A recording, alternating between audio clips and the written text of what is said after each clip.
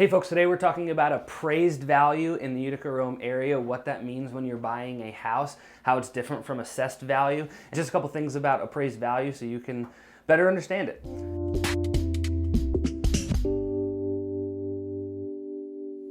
Hey folks, Stewart here with eXp Realty out of Rome, New York, serving you right here in the Utica-Rome area. Appraised value. If you're buying a home currently, you've probably heard about appraised value and assessed value.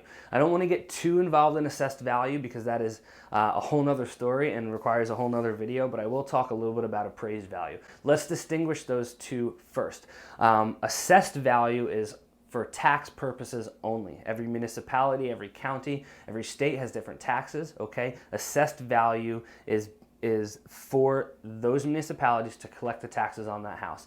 It has either nothing to do or is very, very loosely correlated to the value of your home, the full market value of the home. So appraised value, nothing to do with assessed value. Assessed value is for taxes, okay? So going back to appraised value is simply this, okay? When you buy a home, you're probably buying it with a mortgage. You have a finance contingency, meaning that your offer is null and void if the bank doesn't approve to finance the mortgage. How does the bank determine whether or not they're going to finance the mortgage? Well, it's pretty simple. They do an appraisal, okay?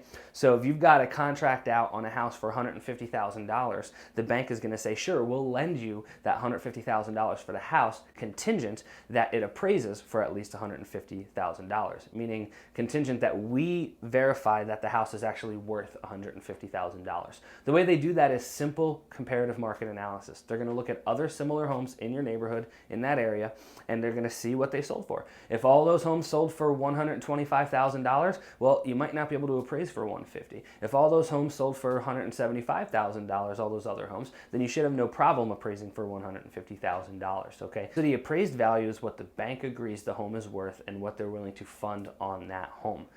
There are a couple things that can get in the way of appraised value, okay?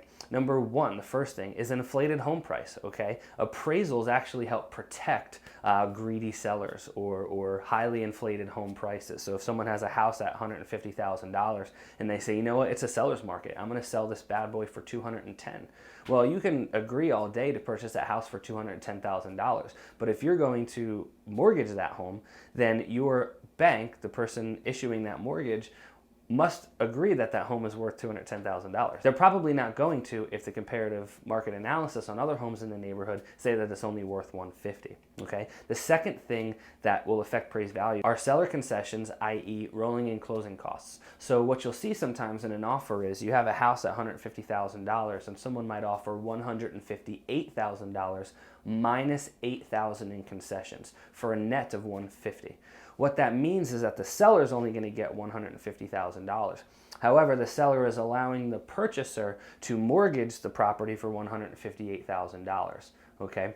Now, the home must appraise for the $158,000. Now, rolling the closing costs in might help you as a buyer because it helps with limiting out-of-pocket expenses for closing costs and down payments and things of that nature. So you can roll some of that into your mortgage and pay it monthly rather than having to come out of pocket that extra $8,000 during closing.